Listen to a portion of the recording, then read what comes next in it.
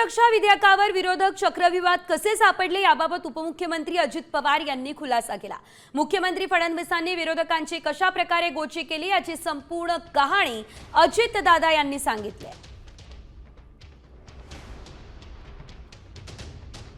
महाराष्ट्र विशेष जनसुरक्षा विधेयक हे साधारण होतं, त्याचे जॉईंट सिलेक्ट कमिटी होती, आमचे चंद्रशेखर बावनकुळे त्याचे अध्यक्ष होते, 25 जणांची समिती होती। त्याच्यात मुख्यमंत्र्यांनी ते सगळे समोरचे प्रमुख लोक त्याच्यात टाकलेले होते। त्यांनाही आनंद वाटला, चला चला आपल्याला टाकले, आता चर्चा विचार। आता isakal.com आहे देशातील नंबर 1 ची मराठी न्यूज वेबसाईट। आणि त्यांना कुठं माहिती आहे की नंतर चर्चा करताना आपल्याला चर्चेत भागच घेता येत नाही।